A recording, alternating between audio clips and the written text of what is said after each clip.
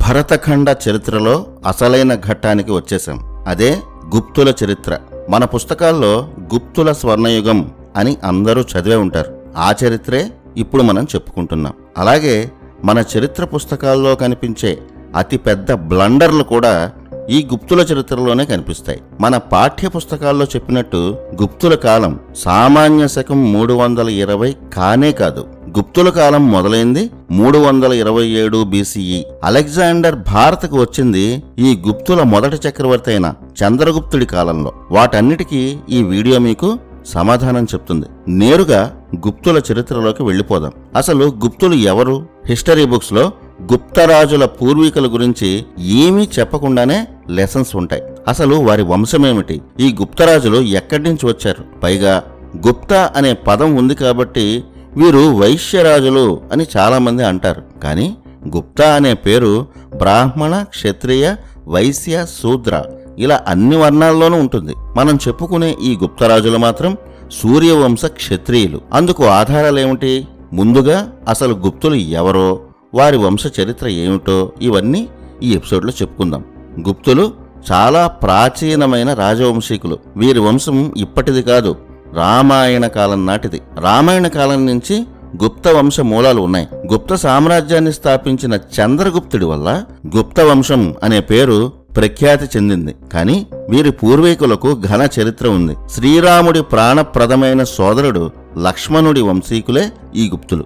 లక్ష్మణుడి వంశీకులే గుప్తులని చెప్పే ఆధారాలు పురాణంలోనే కాదు, గుప్తులు వేయించిన ఎన్నో శాసనాల్లో కూడా ఉన్నాయి. రామాయణంలో శ్రీరామ, లక్ష్మణ, భరత, శత్రుఘ్నుల చరిత్ర అందరికీ తెలిసిందే. కానీ రామాయణం తర్వాత ఏం జరిగిందో, ఆ రాజ్యాలను ఎవరు పరిపాలించారో చాలా మందికి తెలియదు. రామాయణ కాలం తర్వాత అయోధ్యను సీతారాముల కుమారులైన కుశలవులు పరిపాలించారు. ఇక లక్ష్మణుడికి 2 కుమారులు. వారు అంగద, చంద్రకేతు. వీరిద్దరూ ఇప్పటి నేపాల్ సహా హిమాలయ ప్రాంతమంతటినీ పాలించారు. లక్ష్మణుడి కుమారులు హిమాలయాల్లో పాలించిన రాజ్యాల పేర్లు అంగదపురం, చంద్రచక్రపురం. ప్రస్తుత ఉత్తరాఖండ్లో ఉన్న అంగద్పూర్ గ్రామమే ఆనాటి అంగదపురం నగరం. ఇక చంద్రచక్రపురం నేపాల్ ప్రాంతంలో ఉండేది. శ్రీరాముడి మరో సోదరుడైన భరతుడికి 2 కుమారులు. వారు తక్ష, పుష్కర. తక్ష పాలించిన రాజ్యమే ఆ తర్వాత కాలంలో ప్రపంచ ప్రసిద్ధ విద్యాలయమైన తక్షశిల. పుష్కరుడు పాలించిన రాజ్యమే పుష్కరావతి. పుష్కరావతే ఇప్పటి పాకిస్తాన్లో ఉన్న పెషావర్. ఇక శ్రీరాముడి చివరి సోదరుడైన శత్రుఘ్నుడికి కూడా 2 కుమారులు. వారు సుబాహు, సూరసేన. వీరిద్దరూ మధురాపురాన్ని పాలించారు. ఈ మధురాపురమే ద్వాపరయుగంలో శ్రీకృష్ణుడు జన్మించిన మధుర. ప్రస్తుతం ఉత్తరప్రదేశ్లో ఉంది. శ్రీరాముడి వంశంలో రామాయణ కాలం తర్వాత లక్ష్మణుడి వంశం ప్రఖ్యాతి చెందింది. కలిశకంలో కూడా కనిపించిన సూర్యవంశం ఈ లక్ష్మణ వంశీకులే. లక్ష్మణుడి కుమారులైన అంగద, చంద్రకేతులు హిమాలయాల చుట్టూ ఉన్న ప్రాంతమంతటినీ పాలించారు. హిమాలయాలు దుర్భేద్యం కనుక వారి రాజ్యాలు సురక్షితంగా ఉండేవి. రామాయణానికి నేపాల్తో ఉన్న అసలైన సంబంధం ఇదే. ప్రస్తుత నేపాల్ ప్రాంతాన్ని రామాయణ కాలం తర్వాత పాలించిన వారు లక్ష్మణుడి వారసులు. నేపాల్ రాజవంశీకులు సూర్యవంశీకులు. ప్రాచీన నేపాల్ రాజవంశం పేరు లక్ష్మణేయులు. ఈ లక్ష్మణేయ అనే పేరు కాలక్రమేణా చాలా రూపాలుగా మారింది. అప్పట్లో సీతమ్మ జనకుడికి ఒక పొలంలో దొరికిన ప్రాంతమే ఆనాటి విదేహ రాజ్యం. ఇప్పటి బీహార్, నేపాల్ సరిహద్దుల్లో ఆ రాజ్యం ఉండేది. రామాయణ కాలం తర్వాత సీతమ్మ వారి పుట్టిల్లు అయిన విదేహ రాజ్యాన్ని కూడా లక్ష్మణుడి వారసులే పాలించారు. ఇందుకు పెద్ద కారణమే ఉంది. సీతమ్మ వారి తండ్రి అయిన జనకుడికి 2 కుమార్తెలు. వీరిలో సీతమ్మ పొలంలో దొరికిన బిడ్డ. జనకుడికి జన్మించిన బిడ్డ ఊర్మిళ. సీతమ్మను శ్రీరాముడు వివాహం చేసుకున్నాడు. ఊర్మిళను లక్ష్మణుడు వివాహం చేసుకున్నాడు. జనకుడి తమ్ముడి పేరు కుశధ్వజ. ఇతనికి 2 కుమార్తెలు. వారు మాండవి, శృతకీర్తి. వీరిలో మాండవిని భరతుడు, శృతకీర్తిని శత్రుఘ్నుడు వివాహం చేసుకున్నారు. జనకుడి కుమార్తె ఊర్మిళను లక్ష్మణుడు వివాహం చేసుకున్నాడు కాబట్టి సీతారాముల తర్వాత జనకుడి అసలైన వారసులు లక్ష్మణుడి కుమారులే అయ్యారు. అందువల్ల జనకుడి సామ్రాజ్యమైన విదేహ రాజ్యాన్ని లక్ష్మణుడి వారసులు పాలించారు. రామాయణ కాలం తర్వాత లక్ష్మణుడి వారసులు హిమాలయ ప్రాంతంతో పాటు విదేహ రాజ్యాన్ని కూడా పాలించారు. అప్పటి నుంచి లక్ష్మణుడి వారసులను లక్ష్మణేయులు అనేవారు. ద్వాపరయుగంలో నెమ్మదిగా సూర్యవంశం ప్రభ తగ్గింది. చంద్రవంశీకుల పాలనలోకి భరతఖండం వచ్చింది. ద్వాపరయుగం చివరి వరకు చంద్రవంశీకులైన కురువంశమే భరతఖండాన్ని పాలించింది. అప్పటికి లక్ష్మణేయ వంశీకులు హిమాలయాల్లో చిన్న చిన్న రాజ్యాలకు పరిమితమయ్యారు.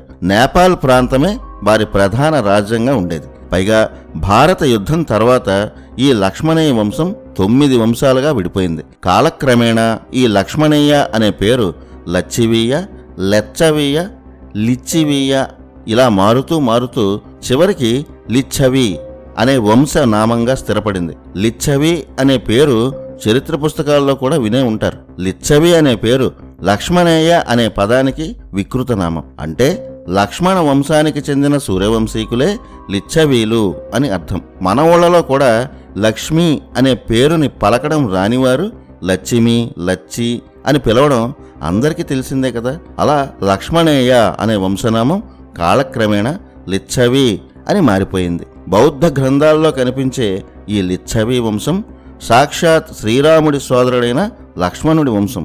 ఇక ఈ లిచ్చవి వంశానికి గుప్తుల చరిత్రకు సంబంధం ఏమిటో ఇప్పుడు చూద్దాం. గుప్తులలో ప్రఖ్యాత చక్రవర్తి అయిన సముద్రగుప్తుడు ఇప్పటి ప్రయాగ్రాజ్లో ఒక రాతి స్తంభం మీద సంస్కృత శాసనం వేయించాడు. ఆ శాసనంలో సముద్రగుప్తుడు తనను తాను లిచ్చవి దౌహిత్ర వారసుల వంశానికి చెందినవాడిని అని చెప్పుకున్నాడు. గుప్తులు వేయించిన దాదాపు అన్ని శాసనాల్లోనూ ఈ లిచ్చవి వంశనామం ప్రముఖంగా కనిపిస్తుంది. స్కందగుప్తుడి బిఠారి శాసనం, సముద్రగుప్తుడి గయ శాసనాల్లో ఈ లిచ్చవి వంశం గురించి గొప్పగా ఉంది. అలాగే గుప్త సామ్రాజ్యాన్ని స్థాపించిన మొదటి చంద్రగుప్తుడు వేయించిన బంగారు నాణేల్లో లిచ్చవి అనే వంశనామాన్ని ప్రత్యేకంగా అచ్చు వేయించాడు.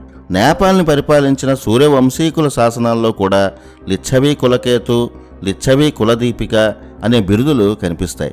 అందువల్ల గుప్తరాజులు లక్ష్మణుడి వంశం నుంచి వచ్చిన సూర్యవంశ క్షత్రియులు అనడంలో ఎలాంటి సందేహాలు అవసరం లేదు. అందుకు పురావస్తు ఆధారాలే చాలా ఉన్నాయి. చాలామంది గుప్తా అనే పేరు ఉండడం వల్ల వారు వైశ్యులు అనుకుంటారు. ఆ లెక్కన మౌర్యుల్లో చంద్రగుప్తుడు కూడా వైశ్యుడే అవ్వాలి కదా. పంచతంత్రాన్ని రచించిన విష్ణుగుప్తుడు, అలాగే గణిత శాస్త్రవేత్త అయిన బ్రహ్మగుప్తుడు వీరిద్దరూ బ్రాహ్మణులు. శూద్రవర్ణంలోనూ గుప్తనామంతో చాలా మంది ఉన్నారు. గుప్తా అనే పేరు అన్ని వర్ణాల్లోనూ కనిపిస్తుంది. గుప్తుల శాసనాల ప్రకారం ఆ చక్రవర్తులు సూర్యవంశ క్షత్రియులు. లక్ష్మణుడి వంశమైన ఈ లిచ్చవి వంశం గురించి మన పాఠ్యపుస్తకాల్లో ఇష్టం వచ్చినట్టు రాశారు. లిచ్చవి అనే పదం లక్ష్మణ అనే పదం నుంచి వచ్చిందన్న విషయాన్ని మాయం చేశారు. మన చరిత్ర పుస్తకాల్లో లిచ్చవీలు ఆటవికులని, ఆ తర్వాత రాజ్యాలు స్థాపించారని ఏదేదో రాశారు. కంటికి కనిపించే శాసనాలను కూడా సరిగ్గా పరిశోధన చేయకుండా లిచ్చవి వంశం గురించి చాలా చులకనగా మోడర్న్ హిస్టోరియన్స్ రాశారు. లిచ్చవి అతి పురాతన సూర్యవంశ క్షత్రియ వంశం. రామాయణ కాలం నుంచి హిమాలయ ప్రాంతాలను పాలిస్తూ ఆ తర్వాత లిచ్చవి వంశానికే చెందిన గుప్తులు భరతఖండంలో స్వర్ణయుగాన్ని చూపించారు. ఇక లిచ్చవి వంశం కాలక్రమేణా 9 వంశాలుగా విడిపోయింది. తరాలు కూడా తెగిపోయాయి. బంధుత్వాలు మారిపోయాయి, గోత్రాలు మారిపోయాయి. సనాతన ధర్మాన్ని పాటించే లిచ్చవీల మొదటి శాఖ మాత్రం తాము శ్రీరామ లక్ష్మణుల గోత్రమైన వశిష్ఠ గోత్రానికి చెందిన క్షత్రియులమని చాలా శాసనాల్లో చెప్పుకున్నారు. లిచ్చవి వంశంలో 9 క్షత్రియ శాఖలు ఇవే. మొదటిది లిచ్చవి, ఇదే ప్రథమ శాఖ.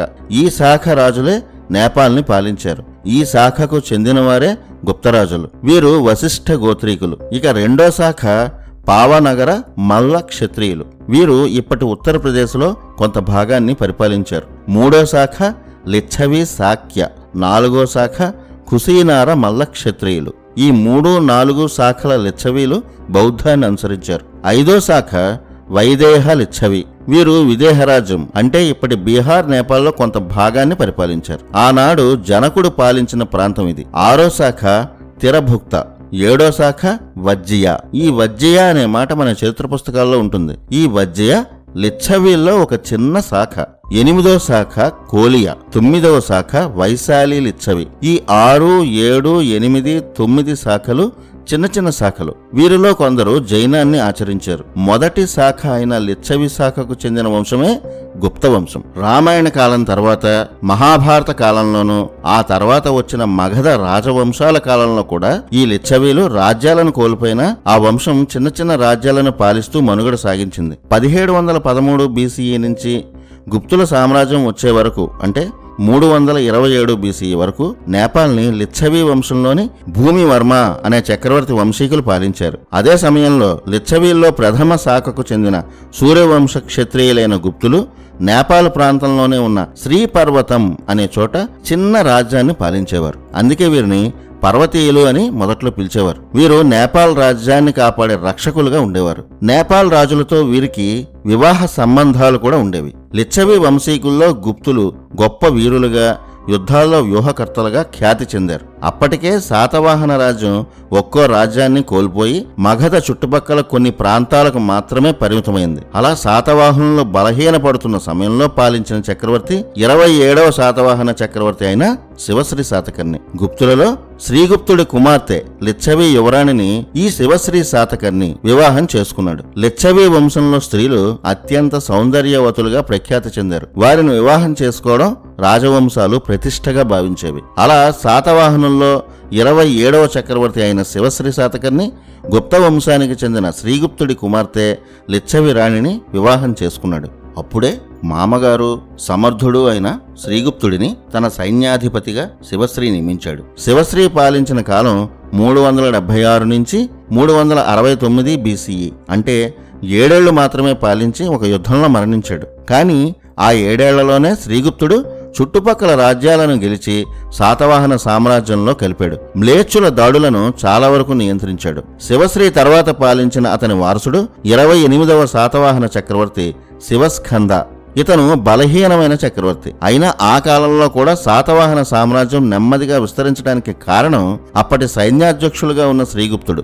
7 ఏళ్లే పరిపాలించి శివస్కంద శాతవాహనుడు 362 BCEలో ఒక యుద్ధంలో మరణించాడు. అతని తర్వాత వచ్చిన యజ్ఞశ్రీ శాతకర్ణి చాలా శక్తివంతమైన చక్రవర్తిగా నిలబడ్డాడు. అతని వెంట శ్రీగుప్తుడితో పాటు అతని కుమారుడు ఘటోత్కచ గుప్తుడు కూడా సైన్యాధ్యక్షుడిగా ఉన్నాడు. ఈ ఘటోత్కచ గుప్తుడి కుమారుడే గుప్త సామ్రాజ్యాన్ని స్థాపించిన చంద్రగుప్తుడు. యజ్ఞశ్రీ శాతకర్ణి ఘటోత్కచ గుప్త సహకారంతో 362 నుంచి 343 BCE వరకు 19 ఏళ్ల పాటు సగం భరతఖండాన్ని పాలించాడు. ఇందుకు కారణమైన శ్రీగుప్త అతని కుమారుడు ఘటోత్కచ గుప్తులకు యజ్ఞశ్రీ శక్తివంతమైన అధికారాలు ఇచ్చాడు. అలా శాతవాహన సామ్రాజ్యంలో శ్రీగుప్త ఘటోత్కచ గుప్తులకు పెద్ద పెద్ద అధికారాలు దక్కాయి. యజ్ఞశ్రీ శాతకర్ణి తర్వాత అతని కుమారుడు విజయశ్రీ శాతకర్ణి పరిపాలించాడు. ఇతను కూడా 6 ఏళ్లే పరిపాలించి మరణించాడు. ఆ తర్వాత చంద్రశ్రీ శాతకర్ణి శాతవాహన చక్రవర్తి అయ్యాడు. ఇతను కూడా చాలా బలహీనుడు. అందువల్ల రాజ్యం బాధ్యతలన్నీ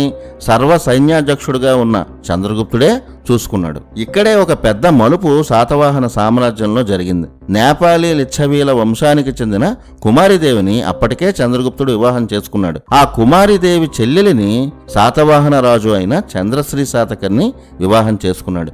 అంటే గుప్తుల చంద్రగుప్తుడు, శాతవాహన చంద్రశ్రీ ఇద్దరు తోడళ్ళుళ్ళు అవుతారన్నమాట. శాతవాహనుల్లో చంద్రశ్రీ శాతకర్ణి అసమర్థుడై వ్యసనపరుడై రాజ్యాన్ని పూర్తిగా గాలికి వదిలేశాడు. ప్రజల్లో తిరుగుబాట్లు మొదలయ్యాయి. శత్రు రాజ్యాల దాడులు మొదలయ్యాయి. ఆ సమయంలోనే శాతవాహన సామ్రాజ్యానికి, ముఖ్యంగా మగధకు అనధికార చక్రవర్తిగా చంద్రగుప్తుడే బాధ్యతలు చూశాడు. అధికారాల కోసం జరిగిన ఒక ఘర్షణలో చంద్రగుప్తుడు చంద్రశ్రీని సంహరించాడు. శాతవాహనుల చివరి రాజుగా చెప్పుకోవాల్సింది ఈ చంద్రశ్రీ శాతకర్ణినే. ఈ 31వ చక్రవర్తి అయిన చంద్రశ్రీ కుమారుడే మూడో పులోముడు. ఇతను చాలా చిన్నవాడు. అప్పటికే శాతవాహన సామ్రాజ్యం సైన్యంతో సహా అంతా గుప్తుల చంద్రగుప్తుడి అధీనంలోకి వచ్చింది. అనుకుంటే సింహాసనాన్ని అధిష్ఠించేవాడే. కాని శాతవాహనుల చక్రవర్తిగా 15 ఏళ్లు కూడా నిండని పులోముడికే చంద్రగుప్తుడు పట్టాభిషేకం చేశాడు. 334 BCE నుంచి 327 BCE వరకు ఈ పులోముడే 7 ఏళ్ల పాటు శాతవాహన చక్రవర్తిగా ఉన్నాడు. చిన్న పిల్లవాడైన ఈ పులోముడిని చంద్రగుప్తుడు వెనకుండి నడిపించాడు. కాని ముక్కలైపోయిన శాతవాహన సామ్రాజ్యంపై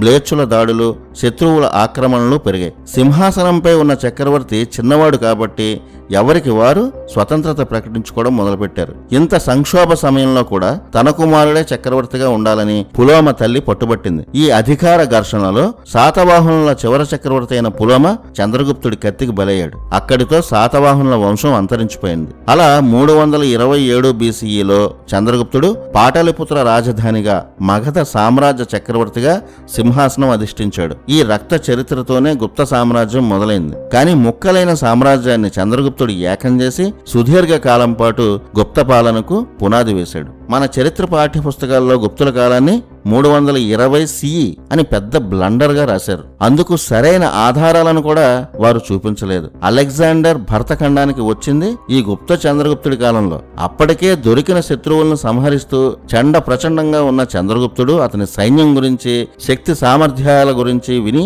భయపడి అలెగ్జాండర్ సైనికులు యుద్ధానికి కదలలేదు. భారత సరిహద్దులు దాటడానికి వారికి ధైర్యం సరిపోలేదు. వెనక్కి వెళ్లిపోదామని ఆ సైన్యం అలెగ్జాండర్ ని బతిమాలుకున్నారు. అసలు అలెగ్జాండర్ సమయంలో ఉన్నది ఈ చంద్రగుప్తుడేనా కాదా అన్నదానికి ఎన్నో ఆధారాలున్నాయి. మన పాఠ్య పుస్తకాల్లో ఉద్దేశపూర్వకంగా మన చరిత్రను తగ్గించి చూపించేందుకు పనిగట్టుకొని సోకాల్డ్ హిస్టోరియన్స్ చేసిన అతి పెద్ద బ్లండర్ గుప్త చరిత్ర విషయంలోనే జరిగింది. మ్యాక్స్ ముల్లర్ అనే ఎవడో ఒక బ్రిటిష్ కిరాయి వ్యక్తి చెప్పాడని అతని మాటే వేదవాక్కులా ఆచరించి నిర్దాక్షిణ్యంగా మార్చేసిన కాలాల వల్ల మన భారత చరిత్ర మొత్తం మారిపోయింది. మన వైభవాలు కనుమరుగైపోయాయి. గుప్తుల కాలంలో జరిగిన తప్పుల వల్లే 1200 ఏళ్ల చరిత్ర మన పుస్తకాల్లో మాయమైపోయింది. ఎందరో గొప్ప చక్రవర్తుల గురించి ఎన్నో తరాలు కనీసం తెలుసుకోలేని దుస్థితి ఏర్పడింది. మన పురాణాలను మన చరిత్రకారులు రాసినది నమ్మలేము అని కొందరు బ్రిటిష్ అభిమానులు, బ్రిటిష్ బానిసలు ఇప్పటికీ అంటుంటారు కదా. అందుకే ఈసారి రివర్స్లో వెళ్దాం. గ్రీకులు బ్రిటిష్ వారు రాసిన చరిత్ర అంటే కొందరు ఆహా ఓహో అంటుంటారు కదా. అందుకే మన చరిత్ర గ్రంథాలతో పాటు గ్రీకులు రాసిన చరిత్రను కూడా ఈ ఎపిసోడ్లో రిఫరెన్స్గా తీసుకుంటున్నాం. అలెగ్జాండర్ భారత్పై దండయాత్రకు వచ్చినది 327 BCE అనేది ఆధారాలతో ఉన్న విషయమే. గ్రీక్ చరిత్రలో కూడా ఈ సంవత్సరమే ఉంటుంది కనుక ఇందులో తిరుగులేదు. ఆ కాలం నుంచే ఈ ఎపిసోడ్ని స్టార్ట్ చేద్దాం. 334 BCE అంతకు ముందు వరకు శాతవాహన సామ్రాజ్యానికి సైన్యాధిపతులుగా చంద్రగుప్తుడి తాతగారైన శ్రీగుప్త, చంద్రగుప్త తండ్రి గారైన ఘటోత్కచ గుప్త వీరిద్దరూ కీలకమైన స్థానాల్లో ఉండేవారు. 334 BCE నాటికి శాతవాహన చక్రవర్తుల్లో చివరివాడైన చంద్రశ్రీ పరిపాలిస్తున్నాడు. అతని సైన్యాధిపతిగా శక్తివంతుడైన గుప్త చంద్రగుప్తుడు ఉన్నాడు. చంద్రగుప్తుడి భార్య కుమారిదేవి, చంద్రశ్రీ భార్య ఇద్దరు సొంత అక్కా చెల్లెళ్ళు. అలా శాతవాహనులతో గుప్తులకు బంధుత్వాలు కూడా ఉన్నాయి. చంద్రశ్రీ అసమర్థత వల్ల శాతవాహన సామ్రాజ్యం ప్రమాదంలో పడింది. ఆ సమయంలో సామ్రాజ్యాన్ని శత్రువుల నుంచి రక్షించేందుకు చంద్రగుప్తుడు అధికారాలను తన చేతుల్లోకి తీసుకున్నాడు. ఆ అధికారాల కోసం జరిగిన ఘర్షణల్లో చంద్రగుప్తుడు శాతవాహనుల చక్రవర్తి చంద్రశ్రీని సంహరించాడు. ఈ చంద్రశ్రీకే మరో పేరు ఉంది, అదే చంద్రమసుడు. చంద్రమసుడి తర్వాత అతని కుమారుడు 15 ఏళ్లు కూడా లేని మూడో పులోముడు నామమాత్రపు రాజుగా ఉన్నాడు. కానీ చంద్రగుప్తుడే రాజ్యాన్ని నడిపించాడు, అలాగే శక్తివంతం చేశాడు. 327 BCE నాటికి చంద్రగుప్తుడు తన సమర్థతతో శాతవాహన సామ్రాజ్యాన్ని చాలా పటిష్టంగా మార్చాడు. అదే సమయంలో మూడో పులోముడి తల్లి తన కుమారుడే చక్రవర్తిగా ఉండాలని చంద్రగుప్తుడినే నిర్మూలించే కుట్రలు జరిగాయి. అప్పుడే చంద్రగుప్తుడు పులోముడిని కూడా సంహరించి గుప్త సామ్రాజ్యాన్ని స్థాపించాడు. ఇదంతా 327 BCE కాలం నాటికి జరిగిన ఘట్టాలు. అలా 327 BCE నాటికి గుప్త సామ్రాజ్యాన్ని అతి శక్తివంతమైన సైన్యంతో చంద్రగుప్తుడు స్థాపించాడు. ఇక్కడే మన చరిత్రకారులు బ్రిటిష్ వారు రాసిన చరిత్రను గుడ్డిగా ప్రామాణికంగా తీసుకొని పెద్ద బ్లండర్ చేశారు. అది మన చరిత్రను పూర్తిగా పక్కదారి పట్టించింది. మన భారత చరిత్రలో ఇద్దరు చంద్రగుప్తులు ఉన్నారు. ఒకరు మౌర్య చంద్రగుప్తుడు, ఇంకొకరు గుప్త చంద్రగుప్తుడు. పురాణాలు, చారిత్రక గ్రంథాలు, ఎంతో మంది విదేశీ చరిత్రకారుల విశ్లేషణల ప్రకారం మౌర్య చంద్రగుప్తుడు చక్రవర్తి అయిన కాలం 1534 BCE. ఎక్కడో 1500 BCE కాలం నాటి చంద్రగుప్తుడిని తీసుకొచ్చి మ్యాక్స్ ముల్లర్ అనే సోకాల్డ్ మేధావి 327 BCE కాలం నాటికి తెచ్చి పడేశాడు. అదే లెక్కను పాఠ్య పుస్తకాల్లో రాసి 1200 సంవత్సరాల ఘన చరిత్రను చెరిపేసి మాయం చేసేశాడు. మౌర్యుల కాలంలో అసలు అలెగ్జాండర్ వంశమే పుట్టలేదు. గ్రీక్ చరిత్రకారుల ప్రకారం అలెగ్జాండర్ భరతఖండం మీద దాడి చేసినది 327 BCE. అదే సమయంలో ఓటమే తెలియని గ్రేట్ అలెగ్జాండర్ని వణికించిన ధీరుడు చంద్రగుప్త ది గ్రేట్. ఆ అవమాన భారంతోనే నేరుగా గ్రీస్కే వెళ్లిన అలెగ్జాండర్ అనారోగ్యానికి గురై 33 ఏళ్లకే మరణించాడు. ఇలాంటి భరతఖండ ఘన చరిత్రను, ఇంతటి వీరోచిత చరిత్రను రాసేందుకు మన చరిత్రకారులకు మనసు చెయ్యి రాలేదు. బ్రిటిష్కి అనుకూలంగా చరిత్ర రాసేందుకే ట్రైనప్ అయిన మన హిస్టోరియన్స్ ఇక్కడే మన చరిత్రను భ్రష్టు పట్టించారు. చరిత్రను పూర్తిగా వక్రీకరించి అలెగ్జాండరే మనల్ని దయతలచి వదిలేశాడని అబద్ధాల చరిత్రను రాశారు. మనం ఇప్పటికీ అదే చదువుతున్నాం. ఇదంతా శుద్ధ తప్పు. అప్పటి పరిస్థితుల ప్రకారం భరతఖండాన్ని జయించేంత సీన్ అలెగ్జాండర్కి లేదు. ఇందుకు ఆధారాలను ఇప్పుడు చూద్దాం. గ్రీకు చరిత్రకారులు ఆనాడు భారత్లో జరిగిన రాజకీయాలను కళ్లకు కట్టినట్టు రాశారు. డియోడరస్, క్యూర్షియస్, ప్లూటార్క్ వీరు గ్రీకుల్లో ప్రఖ్యాతి చెందిన యాత్రికులు, చరిత్రకారులు. వారు మన చరిత్రకారుల్లా కాదు, నిజాయితీగా భారత రాజుల ముందు అలెగ్జాండర్కి ఓటమి తప్పలేదనే రాశారు. గుప్త వంశంలో ఉన్న రాజుల గురించి, వారు సాధించిన విజయాల గురించి కూడా ఈ గ్రీక్ చరిత్రకారులు, ముఖ్యంగా డియోడరస్ అనే చరిత్రకారుడు ఎక్కువగా రాశాడు. గ్రీకు చరిత్రకారుల పుస్తకాల్లో గుప్తుల చరిత్ర గురించి రాసిన వివరాలు ఇలా ఉన్నాయి. వారు రాసిన భారతీయ రాజుల పేర్లను ఖచ్చితంగా తెలుసుకోవాలి. అవే అసలు చరిత్రకు ఆధారాలు.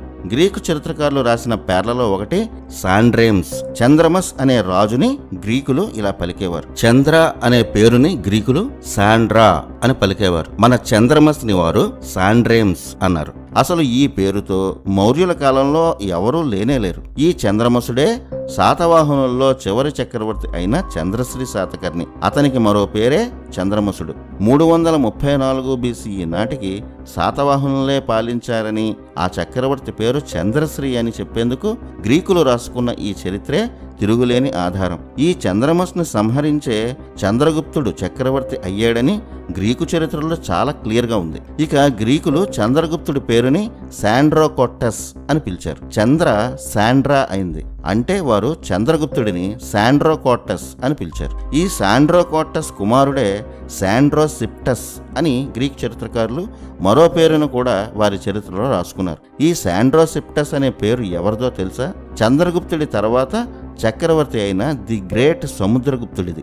ఇంత క్లియర్గా అలెగ్జాండర్ టైంలో భరతఖండంలో ఉన్న చక్రవర్తుల పేర్లు ఈ పేర్లతో మ్యాచ్ అవుతున్నాయి. అసలు ఈ పేర్లతో మౌర్య చంద్రగుప్తుల కాలంలో ఏ రాజు పేరు మ్యాచ్ కాలేదు, ఒక్క చంద్రగుప్తుడి పేరు తప్ప. అలాంటి ఈ పేర్లను కూడా మార్చేసి గుప్తుల చరిత్ర కాలానికి, అసలు ఈ కాలంతో గాని పేర్లతో గాని ఏ సంబంధమూ లేని మౌర్య చంద్రగుప్తుడిని బలవంతంగా లాగిన పాపం మ్యాక్స్ ముల్లర్దే. మన చరిత్ర పుస్తకాల్లో చెప్పినట్టు అలెగ్జాండర్ టైంలో ఉన్నది మౌర్య చంద్రగుప్తుడే అని కాసేపు అనుకుందాం. ఆ మౌర్య చంద్రగుప్తుడు ధననందుడిని సంహరించి నంద సామ్రాజ్యాన్ని కూల్చి మౌర్య సామ్రాజ్యం స్థాపించాడు. ఇది అందరికీ తెలిసిన చరిత్రే. అప్పుడు ధననంద అనే పేరుకి గ్రీకుల చరిత్రలో చెప్పిన సాండ్రేమ్స్ అనే పేరుకి ఏమైనా సంబంధం ఉందా? అసలు ఒక్క అక్షరమైనా కలిసిందా? లేదు. అందువల్ల ఏం చెయ్యాలో తెలియక చంద్రమస్నే ధననందుడు అనుకోండి అని ముల్లర్ చెప్పాడట. మన దేశాన్ని నాశనం చెయ్యాలని వచ్చిన బ్రిటిష్ వాడి చేతికి మన దేశ చరిత్ర పుస్తకం రాయమని ఇస్తే ఇగో ఇలాగే భ్రష్టు పట్టిస్తారు. మౌర్య వంశంలో చంద్రగుప్తుడి తర్వాత బిందుసారుడు, ఆ తర్వాత అశోకుడు చక్రవర్తులు అయ్యారని అందరికీ తెలుసు. మరి చంద్రమస్ తర్వాత శాండ్రోకోట్టస్ భారత చక్రవర్తి అని, అతని తర్వాత అతని కుమారుడు శాండ్రోసిప్టస్ చక్రవర్తి అయ్యాడని గ్రీకులు తమ చరిత్రలో క్లియర్గా రాసుకున్నారు. పోనీ శాండ్రోకోట్టస్ మౌర్య చంద్రగుప్తుడే అని అనుకుంటే అతని కుమారుడు బిందుసారుడు. ఈ బిందుసార అనే పేరుకి గ్రీకులు రాసిన శాండ్రోసిప్టస్ అనే పేరుకి కూడా ఒక్కటంటే ఒక్క అక్షరం కూడా కలవలేదు. ఒకవేళ గ్రీకులు చెప్పింది మౌర్య చంద్రగుప్తుడి గురించే అయితే చంద్రగుప్త, బిందుసారను మించి ప్రఖ్యాతి చెందిన అశోకుడి గురించి ఒక్క ముక్కైనా రాయకుండా ఉంటారా? ముఖ్యంగా చాణక్యుడి గురించి ఒక్క లైన్ అయినా రాసేవారు కదా?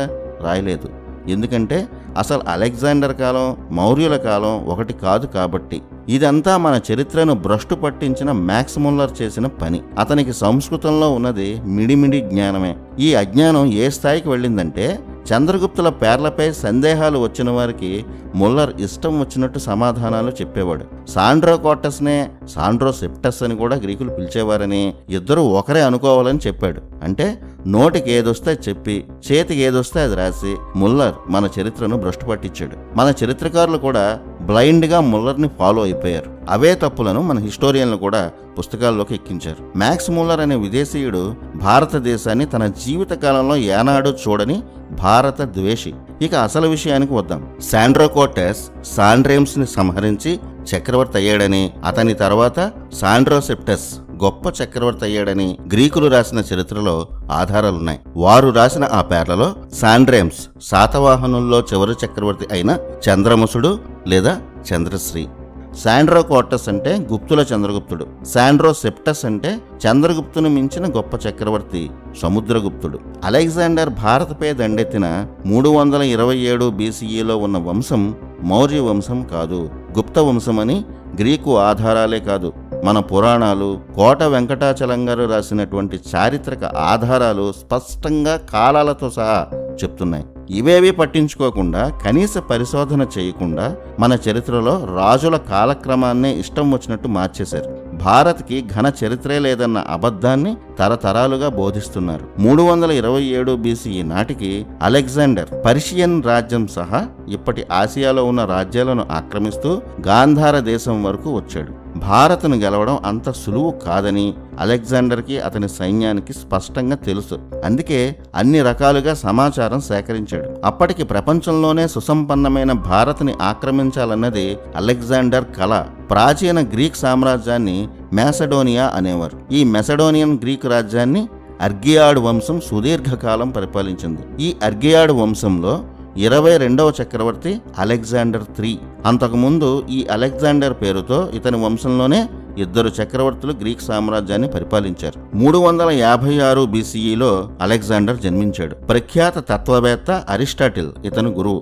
భారత్ నుంచి వస్తే వేదాలు, ఉపనిషత్తులతో పాటు అక్కడి సాహిత్యం కాపీలు తెమ్మని అరిస్టాటిల్ అలెగ్జాండర్ని అడిగాడట. అరిస్టాటిల్ తత్వశాస్త్రంలో మన ఉపనిషత్తులు, షట్ దర్శనాల్లో విషయాలే ఎక్కువగా కనిపిస్తాయి. ఇక అలెగ్జాండర్ 20 ఏళ్లకే గ్రీక్ చక్రవర్తి అయ్యాడు. 33 ఏళ్లకే మరణించాడు. అతను చక్రవర్తిగా ఉన్న ఈ 13 ఏళ్లలో చివరి 3 ఏళ్లు తప్ప మిగిలిన 10 ఏళ్లు యుద్ధాల్లోనే ఉన్నాడు. గ్రీకు సామ్రాజ్యాన్ని దాదాపు ప్రపంచమంతా విస్తరించాడు. కానీ భారత్లో అడుగు కూడా పెట్టలేకపోయాడు. అతని కల నెరవేరకుండానే మరణించాడు. అందుకు కారణం చంద్రగుప్త ది గ్రేట్. అలెగ్జాండర్ కాళ్ళు వణికేలా చేసిన చంద్రగుప్తుడిని ది గ్రేట్ అనేందుకు నోరు రాని మన హిస్టోరియన్లు అలెగ్జాండర్ని మాత్రం ది గ్రేట్ అని పొగుడుతూ సాగిలపడుతూ ఉంటారు.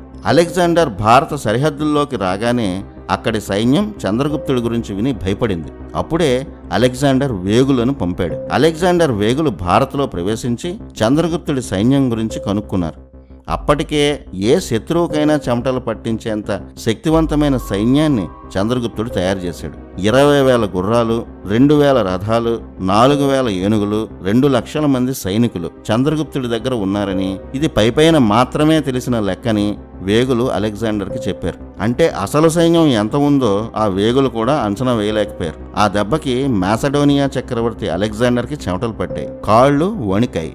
అలెగ్జాండర్ సైన్యం కత్తులు కింద పడేశాయి. వెనక్కు వెళ్లిపోదామని సైన్యాధికారులు అలెగ్జాండర్ని ప్రార్థించారని అప్పటి గ్రీక్ చరిత్రకారులే రాశారు.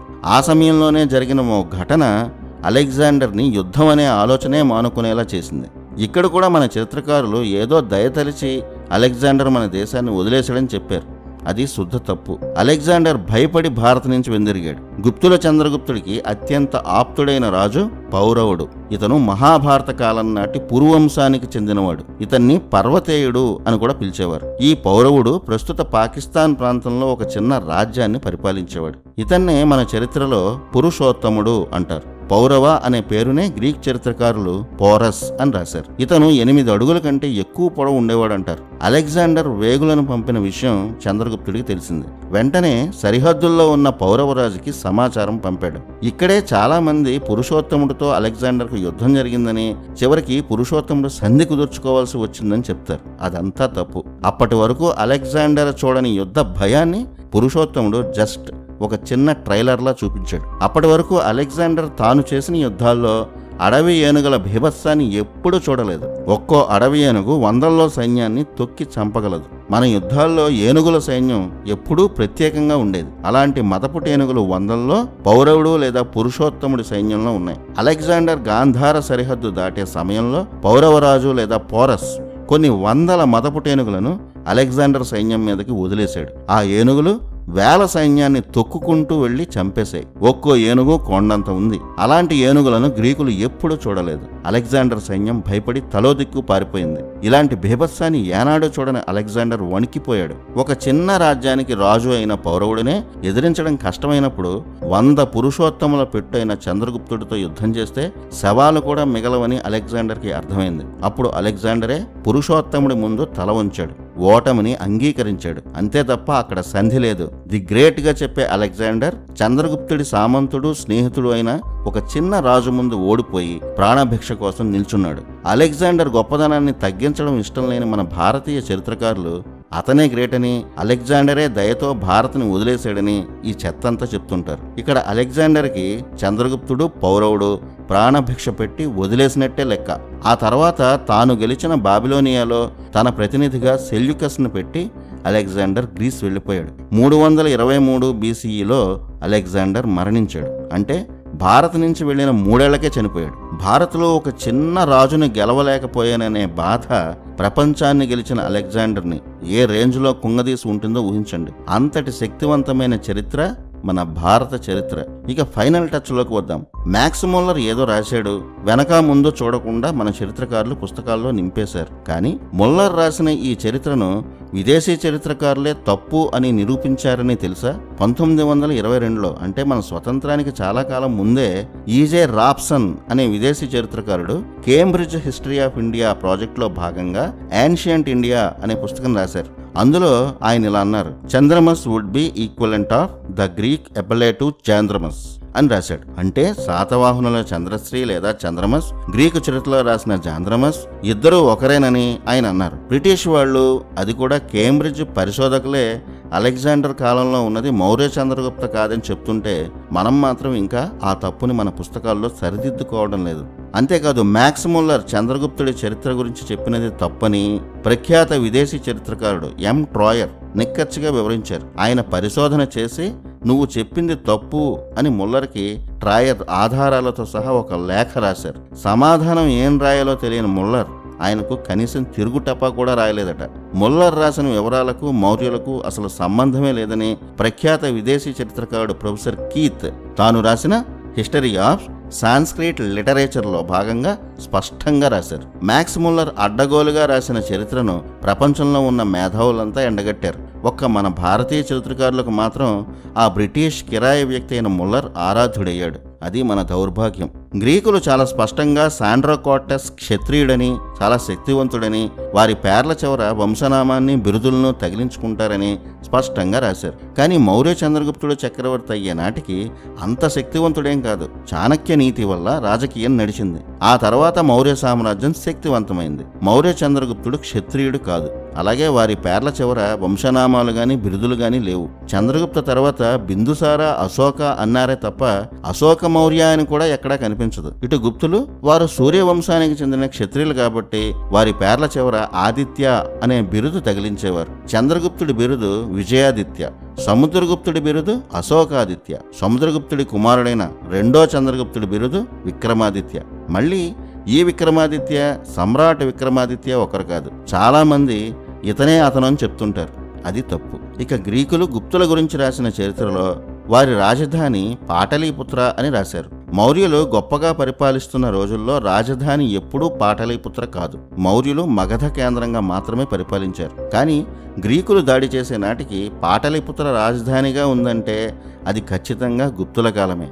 అలెగ్జాండర్ సమయానికి భరతఖండాన్ని పాలిస్తుంది గుప్తులే అని చెప్పేందుకు మరో పెద్ద ఆధారం మెగస్తనీస్. భారత్ని సందర్శించిన గ్రీక్ రాయబారి చరిత్రకారుడు మెగస్తనీస్. అతను అప్పటి భరతఖండ సామ్రాజ్యం గురించి వివరించాడు. అతను చాలా కాలం నివసించినది కూడా రాజధాని అయిన పాటలీపుత్రలోనేనని అతనే రాసుకున్నాడు. చంద్రగుప్తుడే అతన్ని గౌరవించి సత్కరించాడు. మెగస్తనీస్ నిజంగా మౌర్యుల కాలం వాడే అయితే అతను ఖచ్చితంగా చంద్రగుప్త మౌర్యతో పాటు అతని రాజగురువు చాణక్యుడిని కూడా కలిసి ఉండాలి కదా. అలా కలిసి ఉంటే ప్రతి విషయాన్ని రాసిన చాణక్యుడు అంత ముఖ్యమైన మెగస్తనీస్ వివరాలు కూడా ఖచ్చితంగా రాసి ఉండాలి. కానీ ఇటు మెగస్తనీస్ గ్రంథాల్లో గాని చాణక్యుడి అర్థశాస్త్రంలో గాని ఎక్కడ వివరాలు లేవు. ఈ విషయాన్ని చాలా మంది అడుగుతున్నారనే ఇప్పుడు కొందరు సూడో మేధావులు అసలు చాణక్యుడే కల్పిత పాత్ర అనే అబద్ధాన్ని ప్రచారం చేస్తున్నారు. చాణక్యుడి అబద్ధమైతే మౌర్య సామ్రాజ్యమే లేదు. ఆనాడు మెగస్తనీస్ పాటలీపుత్రను సందర్శించి భరతఖండంలోనే అతిపెద్ద నగరంగా వర్ణించాడు. నగరంలో రాజు నివసించే ప్రముఖ భవనం చుట్టూ ఎప్పుడూ చూడనంత అందమైన పెద్ద చెక్క గోడ ఉందని చెప్పాడు. ఆ చెక్క గోడ 1876లో పట్నాలో బయటపడింది. ఇదే తవ్వకాల్లో బయటపడిన ఆ చెక్క గోడ. అది మౌర్యుల కాలమే అయితే రాజభవనాలు ఉండాల్సిందే మగధలో కదా. పాటలిపుత్ర గురించి చెప్పాడు అంటే మెగస్తనీస్ ఉన్నది గుప్తుల చంద్రగుప్తుడి ఆశ్రయంలో అని అర్థం. మెగస్తనీస్ పాటలిపుత్ర గురించి చెప్పిన మరిన్ని వివరాలు చూద్దాం. ఆ కాలంలో నావికాదళం చాలా శక్తివంతంగా ఉందని చెప్పాడు. అలాంటి నావికాదళాన్ని ప్రపంచంలో ఎక్కడా చూడలేదన్నాడు. విదేశీయులను సొంత మనుషుల్లా ఇక్కడ రాజులు చూసుకుంటారని, ఆతిథ్యం ఇవ్వడంలో భారతీయులను మించిన వారు లేరని మెగస్తనీస్ చెప్పాడు. పారిశ్రామిక వ్యవస్థ, వాణిజ్యం వీటి విలువను లెక్కించడం సాధ్యం కాదన్నాడు. ఎక్కడ చూసినా బంగారమే కనిపిస్తోందన్నాడు. పేదరికం అన్నది మచ్చుకు కూడా లేదన్నాడు. ఇవన్నీ గుప్తుల స్వర్ణయుగాన్ని గుర్తు చేస్తున్నాయి తప్ప మౌర్యుల కాలాన్ని కాదు. మౌర్యుల కాలంలో ఈ స్థాయి వాణిజ్యం లేదు. చివరి ట్విస్ట్ ఏంటంటే అలెగ్జాండర్ టైంలో ఉన్నది మౌర్యులని ఏ బ్రిటిష్ చరిత్రకారుడు నిరూపించాలని చూశాడో ఆ చరిత్రకారుడే చేతులెత్తేశాడు. అతనే విన్సెంట్ స్మిత్. గ్రీకులు చెప్పినట్టుగా ఉన్న చంద్రగుప్తుడు మౌర్య చంద్రగుప్తుడే అని నిరూపించేందుకు స్మిత్ చెయ్యని ప్రయత్నం లేదు, తవ్వని గొయ్యి లేదు. కానీ అలెగ్జాండర్ కాలంలో ఉన్నవాడు మౌర్య చంద్రగుప్తుడే అని చెప్పే ఎలాంటి పురావస్తు ఆధారాలు దొరకలేదని బ్రిటిష్ హిస్టోరియన్ విన్సెంట్ స్మిత్ తనంతట తానే అంగీకరించాడు. అంటే అసలు ఆధారాలే లేవు. అయినా సరే బ్రిటిష్ వారు అడ్డగోలుగా రాసిన భారత చరిత్రే మాకు కావాలి అని ఆనాటి విద్యాశాఖ మంత్రులు మన పాఠ్య పుస్తకాల్లోకి ఎక్కించారు. కారణం, భారతదేశం ప్రపంచంలోనే గొప్ప దేశం అని పిల్లలకు తెలియకూడదని, భారతీయులు ఎప్పటికీ బానిస మనస్తత్వంతోనే ఉండాలని, మన వీరుల అసలు కథలు తెలిస్తే భారతీయుల్లో దేశభక్తి పొంగుతుందని, ఇవన్నీ భవిష్యత్తులో తమ రాజకీయాలకు ప్రమాదకరం కాబట్టి తప్పుల చరిత్రనే తరతరాలుగా మన పిల్లల మెదళ్లలోకి ఎక్కించారు. ఇది మన చరిత్ర పుస్తకాల్లో కనిపించే అతిపెద్ద బ్లండర్, మన హిస్టరీకి పట్టిన దౌర్భాగ్యపు కథ. మరి అసలైన గుప్త చరిత్ర ఏమిటి? సముద్రగుప్తుడు ఎవరు? గుప్తుల స్వర్ణయుగం అంటే ఏమిటి? గుప్తుల కాలాల గురించి ఎందరో ప్రాచీన చరిత్రకారులు పరిశోధించారు. చరిత్రను చెప్పే పురాణాలు, కల్హనుడి రాజతరంగిణి లాంటి ప్రాచీన గ్రంథాలు, ఇవే కాకుండా కోట వెంకటాచలం గారి పరిశోధనా గ్రంథాలు, విన్సెంట్ స్మిత్ లాంటి విదేశీ చరిత్రకారులు వీరంతా గుప్తుల చరిత్రను వివరంగా రాశారు. పురాణాల్లో గుప్తుల కాలం స్పష్టంగా కలి శకాలతో సహా ఉంటుంది. 327 బీసీఈ నుంచి 320 బీసీఈ వరకు 7 ఏళ్ల పాటు చంద్రగుప్తుడు సామ్రాజ్యాన్ని విస్తరించాడు. చంద్రగుప్తుడి భార్య కుమారీదేవి, వారి కుమారుడు మహావీరుడు, యోధుడు, ఆధునిక చరిత్రలో అత్యంత శక్తివంతుడైన చక్రవర్తి సముద్రగుప్తుడు. గుప్తుల పాలన అనగానే స్వర్ణయుగం గుర్తొస్తుంది. ఆ స్వర్ణయుగకర్త సముద్రగుప్త. బంగారాన్ని ఒక సాధారణ వస్తువుగా వాడిన కాలం సముద్రగుప్త కాలం. నాణేలు, ఆభరణాలు, వస్తువులు, వాణిజ్యం అన్ని చోట్ల పసిడి వెలుగులు కనిపించిన కాలం సముద్రగుప్తుడి కాలం. సముద్రగుప్తుడి కాలంలో ప్రపంచంలోనే సంపన్న రాజ్యం భరతఖండం. Samudragupta the great. ఇంత గొప్ప చక్రవర్తి గురించి మన చరిత్ర పుస్తకాల్లో ఆసక్తికరంగా ఏదీ కనిపించదు. తమకు నచ్చిన రాజులను హైలైట్ చేయడానికి అసలైన ధర్మవీరులను, గొప్ప యోధులను కనిపించకుండా చేశారు. కలిశకంలో అత్యంత శక్తివంతమైన చక్రవర్తులు సమ్రాట్ విక్రమాదిత్య, సముద్రగుప్త, ఆ తర్వాతే మౌర్యులు వస్తారు. పురాణాల్లోనూ మన ప్రాచీన చరిత్ర గ్రంథాల్లోనూ ఇతని పరిపాలనా కాలాన్ని కలిశకం ప్రకారం ఖచ్చితంగా లెక్కలు వేసి చెప్పారు. కలిశకంలో 2833వ సంవత్సరంలో సముద్రగుప్తుడి పట్టాభిషేకం జరిగిందని స్పష్టమైన లెక్క ఉంది. ఇప్పటి లెక్కల ప్రకారం సముద్రగుప్తుడి పాలనా కాలం 320 బీసీఈ నుంచి 269 బీసీఈ. అంటే 51 ఏళ్ల పాటు సముద్రగుప్తుడు భరతఖండాన్ని అజేయంగా పాలించాడు. సముద్రగుప్తుడి పాలనా వైభవానికి ప్రధాన ఆధారం అలహాబాద్ శాసనం. అలహాబాద్నే ఇప్పుడు ప్రయాగ్రాజ్ అంటున్నాం. ఈ స్తంభ శాసనాన్ని మౌర్యుల కాలంలో అశోకుడు వేయించాడు. ఇదే శాసనంపై గుప్తులు కూడా తమ చరిత్రను రాశారు. గుప్తుల కాలంలో సంస్కృతం రాజభాష అని ఈ ప్రయాగ్రాజ్ శాసనమే చెప్తుంది. సముద్రగుప్తుడు, అతని తండ్రి చంద్రగుప్తుల విజయాలను అందమైన సంస్కృత భాషలో కవితాత్మకంగా చెక్కించారని గుప్తుల చరిత్రపై ఎంతో పరిశోధన చేసిన హిస్టోరియన్ విన్సెంట్ స్మిత్ తన పుస్తకాల్లో రాశారు. 20 ఏళ్ల వయసులోనే సముద్రగుప్తుడు చక్రవర్తి అయ్యాడు. సముద్రగుప్తుడి చరిత్ర చెప్పుకోవాలంటే అతని విజయాలను, అతని వీరత్వాన్ని చెప్పుకోవాలి. అలాగే అతని సంగీత సాహిత్యాభిమానాల గురించి చెప్పుకోవాలి. సముద్రగుప్తుడి బాల్య స్నేహితుడు హరిసేనుడు. గుప్తుల రాజ్యంలో మహాదండనాయకుడు, సేనాపతి అయిన ధ్రువభూతి కుమారుడే ఈ హరిసేనుడు. ఆ విషయాన్ని కూడా అతనే శాసనంపై రాసుకున్నాడు. హరిసేన గొప్ప కవి, సముద్రగుప్తుడు కూడా మంచి కవి, సంగీతంలో దిట్ట, వీణా వాయిద్యంలో నిష్ణాతుడు. వీణ అంటే సముద్రగుప్తుడికి ఎంత ఇష్టమంటే ఆ వీణా చిహ్నంతోనే బంగారు నాణాలు వేయించాడు. సముద్రగుప్తుడు సంగీతకారుడు, కవి, గాయకుడు. ఇక చక్రవర్తిగా ధనుర్విద్య, ఖడ్గ విద్యలో ప్రావీణ్యుడు, యుద్ధ వ్యూహాల్లో దిట్ట. సముద్రగుప్తకు ఇష్టమైన ఆయుధం గండ్రగొడ్డలి. ఆ ఆయుధం ధరించి సముద్రగుప్తుడు ఉన్న బంగారు నాణేలు కూడా తవ్వకాల్లో దొరికాయి. ఇన్ని గొప్ప లక్షణాలు ఉన్న చక్రవర్తి సముద్రగుప్త ది గ్రేట్. ఆధునిక చరిత్రలో సముద్రగుప్తుడే గొప్ప చక్రవర్తి అని హిస్టోరియన్లు అందరూ అంగీకరించారు. గుప్తుల చరిత్రను పరిశోధించిన విన్సెంట్ స్మిత్ ఇండియన్ నెపోలియన్ అని ప్రశంసించాడు. అఫ్కోర్స్ నెపోలియన్ కన్నా ఎన్నో రెట్లు సముద్రగుప్తుడు గొప్పవాడు, అది వేరే విషయం. ప్రయాగరాజ్ శాసనంలో సముద్రగుప్తుడి విజయాలను కీర్తిస్తూ కవితాత్మకంగా 35 లైన్లకు పైగా సంస్కృత శాసనాన్ని హరిసేనుడు వేయించాడు. అందులో సమస్త భరతఖండాన్ని సముద్రగుప్తుడు పాలించినట్టు స్పష్టమైన వివరణ ఉంది. ఏ రాజులను సముద్రగుప్తుడు ఓడించాడో పేర్లతో సహా ఉంది. సముద్రగుప్తుడి స్నేహితుడైన హరిసేనుడు వేయించిన ఆ శాసనంలో ముఖ్యమైన విషయాలను ఒకసారి చూద్దాం. సముద్రగుప్తుడు గొప్ప కవి అని హరిసేనుడు వర్ణించాడు. అలాగే ఈ హరిసేన ప్రశస్తి ప్రకారం కోసల రాజ్యంపై యుద్ధం జరిగినప్పుడు అచ్యుత, నాగసేన, మహేంద్ర ఈ ముగ్గురు రాజులు కలిసి యుద్ధం చేసినా కూడా వారందరినీ సముద్రగుప్తుడు చిత్తుగా ఓడించి కోసలను సామంతరాజ్యంగా చేసుకున్నాడు. అదే జోరులో మధ్యప్రదేశ్ నుంచి కేరళ, ఆంధ్ర, తమిళనాడులో కొంత భాగం వరకు సముద్రగుప్తుడు విజయయాత్ర సాగించాడు. దక్షిణాపథంలో పిష్ఠపురం వరకు సముద్రుడు విజయం సాధించాడని హరిసేన రాశాడు. పిష్ఠపురమే నేటి పిఠాపురం. ఒకప్పుడు ఆంధ్ర ప్రాంతంలో ధనిక పట్టణం పిఠాపురం. 18 శక్తిపీఠాల్లో ఒకటి. మొత్తంగా 11 ప్రధాన రాజ్యాలను, వాటి సామంత రాజ్యాలన్నిటినీ సముద్రగుప్తుడు గెలిచాడు. తమిళనాట సంపన్న రాజ్యమైన కాంచీపురం వరకు సముద్రగుప్తుడి పాలనే ఉండేది. ఈ మధ్యలో ఉన్న రాజ్యాలన్నీ గుప్త సామ్రాజ్యంలో ఉన్నాయని అర్థం. ప్రయాగ శాసనం ప్రకారం ప్రస్తుత బెంగాల్ ప్రాంతం నుంచి హిమాలయాల వరకు ఇప్పటి పాకిస్తాన్ ప్రాంతం అంతటిని సముద్రగుప్తుడు పాలించాడు. ఈ విజయయాత్రలో సముద్రగుప్తుడు ఆ రాజులను ఓడించి మళ్లీ వారినే సామంతులుగా నియమించాడు. ఆ రాజ్యాల మీద అధికారాన్ని, పన్నులను మాత్రమే కోరుకున్నాడు. అలా దాదాపు భరతఖండమంతా ఆనాడు సముద్రగుప్తుడి పాలనలోనే ఉందని చెప్పాలి.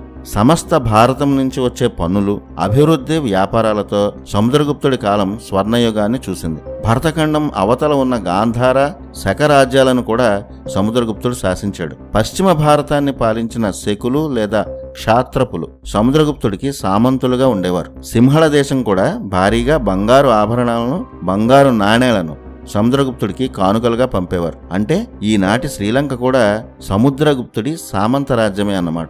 ఇంతలా సముద్రగుప్తుడు తన తండ్రిని మించిన చక్రవర్తి అయ్యాడు. సముద్రగుప్తుడి రాజనీతి కూడా అద్భుతం. సంపన్న ప్రాంతమైన గంగా పరివాహక రాజ్యాలను తన ప్రత్యక్ష పాలనలో ఉంచేవాడు. మిగిలిన రాజ్యాలను సామంతులకు అప్పగించాడు. వ్యాపారాలకు కీలకమైన తీర ప్రాంత రాజ్యాల్లో వాణిజ్యాన్ని తనకు నమ్మకమైన వ్యక్తులకు అప్పగించేవాడు. గుప్తుల పాలనా కాలంలో వేద సంస్కృతికి కూడా స్వర్ణయుగమే. ఆ కాలంలో సంస్కృతం అధికారిక భాష. వారి శాసనాలన్నీ సంస్కృతంలోనే ఉంటాయి. సముద్రగుప్తుడి విజయాలను చెప్పే ప్రయాగ శాసనంలో చక్రవర్తిని కుబేరుడు, వరుణుడు, ఇంద్రుడు లాంటి వైదిక దేవతలతో హరిసేనుడు పోల్చాడు. అలాగే సంగీతంలో తుంబురుడు నారదుడితో సమానమైన వాడిగా పోల్చాడు. విరాట్ పురుషుడి ఆశీర్వాదం ఎప్పుడూ సముద్రగుప్తుడిపై ఉండాలని హరిసేనుడు కోరాడు. యజ్ఞాల్లో వేల గోవులను దానం చేశాడని శాసనంలో ఉంటుంది. ఇవన్నీ వైదిక సంస్కృతికి సంబంధించిన సంప్రదాయాలు. సముద్రగుప్తుడు తన రాజ్యమంతా వేద సంప్రదాయమే ఉండేలా చూశాడు. భరతఖండంలో సనాతన ధర్మం వర్ధిల్లింది. తన రాజ్యాన్ని విస్తరించేందుకు అశ్వమేధ యాగం చేసినట్టు శాసనాలున్నాయి. అశ్వమేధ యాగానికి గుర్తుగా గుర్రం చిహ్నంతో ఉన్న నాణేలు కూడా తవ్వకాల్లో దొరికాయి. భరతఖండం అంతటినీ ఒక సామ్రాజ్యంగా మార్చిన ఘనత సముద్రగుప్తుడికే దక్కుతుంది. అందుకే సముద్రగుప్తుడిని మహారాజాదిరాజుగా ఆ ప్రయాగ శాసనంలో కీర్తించారు. ధర్మాన్ని నిలబెట్టిన చక్రవర్తిగా హరిసేనుడు సముద్రగుప్తుడిని కీర్తించాడు. భరతఖండం స్వర్ణయుగాన్ని చూసిన కాలం సముద్రగుప్తుడి కాలం. సముద్రగుప్తుడి భార్య పేరు దత్తదేవి. సముద్రగుప్తుడు దత్తదేవిని ప్రేమించి వివాహం చేసుకున్నాడు. వారిద్దరి ప్రణయగాథపై చాలా కథలు వచ్చాయి. మధ్యప్రదేశ్లోని ఈరాన్ అనే చోట గుప్తుల కాలం నాటి అద్భుత కళాఖండాలు ఉన్నాయి. ఈ నగరం అసలు పేరు ఇరాండపల్లా. ఈ ప్రాంతాన్ని దమనా అనే రాజు పాలించేవాడు. ఆ రాజుని సముద్రగుప్తుడు ఓడించి అతన్ని సామంతుడిని చేశాడు. సముద్రగుప్తుడి శాసనాలు ఇరాన్ ప్రాంతంలో ఉన్నాయి. ఆ శాసనంలో ఇక్కడి యువరాణి అయినటువంటి దత్తదేవిని సముద్రగుప్తుడు వివాహం చేసుకున్నాడని శాసనంలో ఉంటుంది. సముద్రగుప్త కాలంలో ప్రారంభమై స్కందగుప్తుడి కాలంలో అభివృద్ధి చెందిన ఆలయమే ఈ శిథిల విష్ణు ఆలయం. ఈ అద్భుత ఆలయం గుప్తుల చరిత్ర గురించి ఎన్నో విషయాలను చెప్తుంది. గుప్తుల కాలంలో ఈ అద్భుత వరాహ ఆలయాన్ని నిర్మించారు. ఈ ఆలయాన్ని చూడండి, మధ్యలో 16 అడుగుల ఎత్తైన శాంతమూర్తి లాంటి చతుర్భుజ విష్ణువు విగ్రహం. ఆ విగ్రహానికి కుడివైపున హిరణ్యాక్షుణ్ణి సంహరించిన 11 అడుగుల అద్భుతమైన వరాహ అవతారం. భూదేవిని తన కొమ్ముతో రక్షించిన దృశ్యాన్ని, వరాహ అవతారాన్ని, దేవతలు పూజిస్తున్న దృశ్యాన్ని శిల్పులు అద్భుతంగా చెక్కారు. విష్ణు విగ్రహానికి ఎడమవైపున శిథిలమై పడిపోయిన ఆ విగ్రహం నరసింహుడి అవతారం. హిరణ్యకశిపుణ్ణి సంహరించిన అవతారం నరసింహ అవతారం. ఈ నరసింహ విగ్రహాన్ని ఎవరో ధ్వంసం చేశారు. ఇక్కడ విష్ణు విగ్రహం సుందరంగా ఉంటుంది. ఈ ఆలయానికి ఈ రాతి స్తంభం ధ్వజస్తంభం. విష్ణువు వాహనం గరుత్మంతుడు. ఈ స్తంభంపై గరుత్మంతుడు స్వామిని చూస్తూ ఉంటాడు. 2000 సంవత్సరాల పురాతన విష్ణు ఆలయ అవశేషాలివి. ఈ వరాహ విగ్రహం మెడ భాగంపై ఆనాటి గుప్తుల సామంతురాజైన మాతృవిష్ణు ఒక శాసనాన్ని చెక్కించాడు. 153 BCE కాలంలో హూణులు భరతఖండంపై దాడులు చేశారు. ఆ సమయంలో గుప్తరాజు స్కందగుప్త. అదే సమయంలో తోరమాణ అనే క్రూరమైన హూణ రాజు ఇప్పటి మధ్య భారతంపై దాడులు చేసి ఈ ప్రాంతాన్ని ఆక్రమించాడు. తోరమాణని స్కందగుప్తుడు ఓడించాడని, ఆ విజయానికి విష్ణువు ఆశీస్సులు దక్కాయని ఇక్కడి వరాహ శాసనంపై ఉంటుంది. గుప్తులు సూర్యవంశ క్షత్రియులని, లక్ష్మణ వంశీకులని చెప్పుకున్నాం. అందువల్ల వీరు గొప్ప వైష్ణవ భక్తులు. ఈ వైష్ణవ ఆలయాలే అందుకు సాక్ష్యాలు. ఇది ఒక విశాలమైన ఆలయమని ఈ శిథిలాలను చూస్తేనే అర్థమైపోతుంది. సముద్రగుప్తుడి కాలం ఒక స్వర్ణయుగం అని చెప్పేందుకు ఈ ఆలయం ఒక చిన్న ఉదాహరణ మాత్రమే.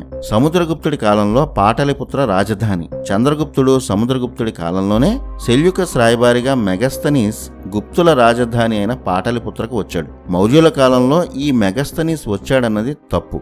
ఎందుకంటే మౌర్యుల కాలంలో రాజధాని మగధ, పాటలిపుత్ర రాజధాని కాదు. కానీ మగధ గురించి మెగస్తనీస్ రాయలేదు. భరతఖండ రాజధాని పాలిబోత్ర అని మెగస్తనీస్ తన ఇండికాలో రాశాడు. పాలిబోత్ర అంటే పాటలిపుత్ర అని అర్థం. అప్పుడు ఉన్నది గుప్తుల పాలన అని చెప్పేందుకు ఇదే తిరుగులేని సాక్ష్యం. పాటలిపుత్రలో రాజప్రాసాదం చుట్టూ బలమైన చెక్క గోడ ఉందని, ఆ గోడ ఎంత పెద్ద వరదనైనా తట్టుకుని నిలబడగలదని, ఆ చెక్క గోడ చుట్టూ అస్త్రాలు సంధించడానికి వీలుగా రంధ్రాలు ఉన్నాయని మెగస్తనీస్ రాశాడు. పట్నాలో ఒక చెరువు తవ్వుతూ ఉంటే గుప్తుల కాలం నాటి ఈ చెక్క గోడ బయటపడింది.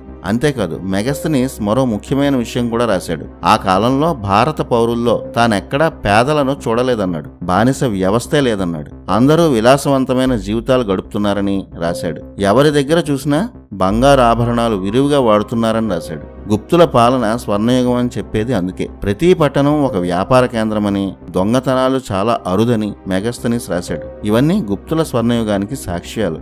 సముద్రగుప్తుడు తిరుగులేని సామ్రాజ్యాన్ని స్థాపించాడు. 51 ఏళ్లు పరిపాలించాడు. భరతఖండాన్ని ఒక ఛత్రం కిందకి తెచ్చిన యోధుడు సముద్రగుప్త ది గ్రేట్. ఇతను గుప్తుల వంశంలో 2వ చక్రవర్తి. గుప్తరాజులు సూర్యవంశ క్షత్రియులని చెప్పుకున్నాం. అందువల్ల గుప్తరాజుల కులదైవం ఆదిత్యుడు. అందుకే ప్రతి గుప్తరాజుకి ఆదిత్య అనే పేరుతో ఒక బిరుదు ఉండేది. చంద్రగుప్త బిరుదు విజయాదిత్య, సముద్రగుప్త బిరుదు అశోకాదిత్య. సముద్రగుప్తుడి కుమారుడైనటువంటి 2వ చంద్రగుప్తుడి బిరుదు విక్రమాదిత్య. సముద్రగుప్తుడి భార్య దత్తదేవి అని చెప్పుకున్నాం కదా. వారికి 2 కుమారులు. వారిలో పెద్దవాడు రామగుప్త, 2వ కుమారుడు చంద్రగుప్త. కానీ సముద్రగుప్తుడు 2వ కుమారుడైన చంద్రగుప్తుడిని చక్రవర్తిని చేశాడు. పెద్ద కుమారుడైన రామగుప్తుడిని రాజుగా ఎందుకు చేయలేదు? అందుకు కారణం ఏమిటి? అజేయ సామ్రాజ్యాన్ని నిర్మించిన సముద్రగుప్తుడి తర్వాత గుప్త చక్రవర్తులు ఎవరు? హూణులు గుప్తుల మధ్య జరిగిన దారుణమైన యుద్ధాలేంటి? గుప్త సామ్రాజ్యం ఎలా పతనమైంది? 320 BCE నుంచి 269 BCE వరకు 51 ఏళ్ల పాటు సుదీర్ఘంగా సముద్రగుప్తుడు స్వర్ణయుగాన్ని చూపించాడు. సముద్రగుప్తుడి భార్య దత్తదేవి. వారిద్దరికి 2 కుమారులు. పెద్దవాడు రామగుప్త, 2వ కుమారుడు చంద్రగుప్త II. ఇతన్నే మన చరిత్రలో 2వ చంద్రగుప్తుడు అంటుంటారు. లెక్క ప్రకారం సముద్రగుప్తుడి తర్వాత రామగుప్తుడు గుప్త సామ్రాజ్యానికి చక్రవర్తి అవ్వాలి. కానీ సముద్రగుప్తుడి 2వ కుమారుడైన చంద్రగుప్త II చక్రవర్తి అయ్యాడు. ఆ కాలంలో వారసత్వం కన్నా సమర్థతకు ఎంతలా పట్టం కట్టేవారో చెప్పే గొప్ప ఉదాహరణ ఈ 2వ చంద్రగుప్తుడి పట్టాభిషేకం. దీని వెనుక గొప్ప హిస్టరీ ఉంది. అంతకు మించి ఈ చరిత్ర వెనుక మహిళల ఆత్మగౌరవానికి భరతఖండం ఇచ్చే గొప్ప గౌరవం కూడా ఉంది. రెండో చంద్రగుప్తుడి భార్య పేరు ధ్రువదేవి. ఈ ధ్రువదేవి కథ చాలా శక్తివంతమైనది. ఈమె సంస్కృతంలో గొప్ప కవయిత్రిగా కూడా పేరు పొందింది. నాట్య శాస్త్రంలో దిట్ట.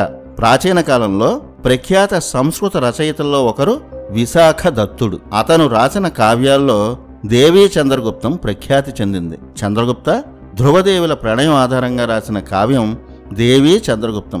విశాఖ దత్తుడు రాసిన ఆ కావ్యం గుప్తుల చరిత్రకు తిరుగులేని సాక్ష్యం.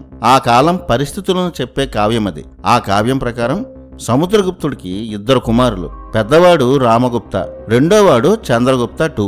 20 ఏళ్ల వయసులోనే సముద్రగుప్తుడు సింహాసనం అధిష్ఠించాడు. 51 ఏళ్లు పరిపాలించాడు. అంటే సముద్రగుప్తుడికి 71 ఏళ్ల వయసు వచ్చే నాటికి మళ్లీ శకులు దురాక్రమణ చేయడం మొదలుపెట్టారు. వృద్ధాప్యంలో సముద్రగుప్తుడు తమను ఏమీ చేయలేడని, అతని తర్వాత రాజు అవ్వాల్సిన రామగుప్తుడు అసమర్థుడని శకులకు తెలుసు. అందుకే ప్రస్తుత మహారాష్ట్ర, గుజరాత్ ప్రాంతాలైన సౌరాష్ట్రలో గుప్తుల ప్రతినిధులను సంహరించి శకులు స్వతంత్రం ప్రకటించుకున్నారు. అక్కడ అరాచకాలు ప్రారంభించారు. రామగుప్తను సంహరించి రాజధాని అయిన పాటలిపుత్రను ఆక్రమించాలన్నది శకుల కుట్ర. ఇలాంటి సంక్షోభ పరిస్థితుల్లో తన కుమారుల సమర్థతను పరీక్షించాలని సముద్రగుప్తుడు అనుకున్నాడు. శకులను అంతం చేసి సౌరాష్ట్రను గుప్త సామ్రాజ్యంలో కలపాలని సముద్రగుప్తుడు రామగుప్తను ఆదేశించాడు. అప్పటికే రామగుప్తుడికి ధ్రువదేవి అనే యువరాణితో వివాహమైంది. యుద్ధం అనగానే రామగుప్తుడు భయపడ్డాడు. పైగా శకుల అరాచకాలను వేగుల ద్వారా తెలుసుకుని యుద్ధానికి వెనకడుగేశాడు. సంధి చేసుకుందామని, బదులుగా సౌరాష్ట్రను పాలించుకోవచ్చని రామగుప్తుడు శకులకు సందేశం పంపాడు. రామగుప్తుడు భయపడ్డాడని శకులకు అర్థమైంది. ఆ కాలంలో అత్యంత సౌందర్యవతిగా ఖ్యాతిగాంచిన స్త్రీ రామగుప్త భార్య ధ్రువదేవి. ఆమెను తమకు అప్పగిస్తే సంధికి సిద్ధమని, లేదంటే పాటలిపుత్రను తగలబెడతామని శకులు రామగుప్తుడిని బెదిరించారు. రామగుప్తుడు భయపడ్డాడు. తండ్రి సముద్రగుప్తుడికి విషయం చెప్పకుండానే తన భార్య అయిన ధ్రువదేవిని శకులకు అప్పగించే దుర్మార్గమైన, హీనమైన పనికి సిద్ధమయ్యాడు. ఈ విషయం రామగుప్తుడి తమ్ముడు రెండో చంద్రగుప్తకు తెలిసింది. వెంటనే అన్న రామగుప్తకు ధైర్యం చెప్పాడు. అటు శకులు రామగుప్తుడు ధ్రువదేవితో వస్తాడని ఎదురు చూస్తున్నారు. కానీ ఉప్పెనలా చంద్రగుప్తుడి సైన్యం వస్తుందని శకులు ఊహించలేకపోయారు. ఆనాడు రెండో చంద్రగుప్తుడు చేసిన యుద్ధం శకులను ఎంత భయపెట్టిందంటే మళ్లీ భరతఖండం పేరు ఎత్తేందుకు కూడా వారు చాలా కాలం సాహసించలేదు. అప్పటి వరకు సామంతులుగా ఉన్న సౌరాష్ట్ర శక రాజుని వారి సైన్యం అందరి ముందే చంద్రగుప్తుడు నిర్దాక్షిణ్యంగా సంహరించాడు. మిగిలిన శకులు ప్రాణభయంతో గాంధార దేశానికి పారిపోయారు. అలా గుప్తుల ఇంటి కోడలి పరువును కాపాడిన యోధుడు రెండో చంద్రగుప్తుడు. ఆనాటి నుంచి గుప్త సామ్రాజ్యంలో స్త్రీలు రెండో చంద్రగుప్తుడిని ఒక హీరోలా చూశారు. ఇటు పిరికితనంతో భార్యనే అప్పగించాలని చూసిన రామగుప్తుడి వ్యవహారం ధ్రువదేవికి తెలిసి అసహ్యించుకుంది. భర్త అయ్యే అర్హతే లేదని రామగుప్తుడిని ధ్రువదేవి వదిలేసింది. ఇంటి కోడలి పరువు కోసం ప్రాణాన్నే పణంగా పెట్టిన చంద్రగుప్తుడిని ఏరికోరి వివాహం చేసుకుంది. 2 కుమారుల్లో రాజ్యాన్ని కాపాడే ధీరుడిగా నిరూపించుకున్న రెండో చంద్రగుప్తుడినే తన తర్వాత వారసుడిగా సముద్రగుప్తుడు ప్రకటించాడు. అలా సముద్రగుప్తుడి తర్వాత గుప్త సామ్రాజ్య 3వ చక్రవర్తిగా రెండో చంద్రగుప్తుడికి పట్టాభిషేకం జరిగింది. వారి కుల దైవమైన ఆదిత్యుడి పేరును ధరించడం వారి వంశాచారం కాబట్టి ఈ రెండో చంద్రగుప్తుడు విక్రమాదిత్య అనే బిరుదుతో ప్రఖ్యాతి చెందాడు. ఇంత గొప్ప చరిత్ర, స్త్రీ ఆత్మగౌరవం కోసం ప్రాణాలను పణంగా పెట్టిన చంద్రగుప్తుడి ఘన చరిత్రను క్లాస్ రూమ్లో పిల్లలకు చెప్పాల్సిన చోట దేశాన్ని ఆక్రమించి మన మహిళల మాన ప్రాణాలను దోచిన మొఘల్స్ గురించి పిల్లలకు చెప్పడం సిగ్గుచేటు. ధ్రువదేవి లాంటి చరిత్రలే మన విద్యార్థుల్లో స్త్రీలంటే గౌరవం, సంస్కారాన్ని పెంచుతాయి. అసలు ఇలాంటి గొప్ప చరిత్ర పాఠాలే మన పుస్తకాల్లో ఉండవు. ఈ చంద్రగుప్తుడు ధ్రువదేవుల వీరోచిత గాథను విశాఖదత్తుడు దేవీ చంద్రగుప్తం అనే కావ్యంలో రాశాడు. ఈ ధ్రువదేవి స్వయంగా గొప్ప కవి. సంస్కృత కవులకు ఈమె కాలంలో స్వర్ణయుగం. వేద సంస్కృతిని గొప్పగా పాటించింది.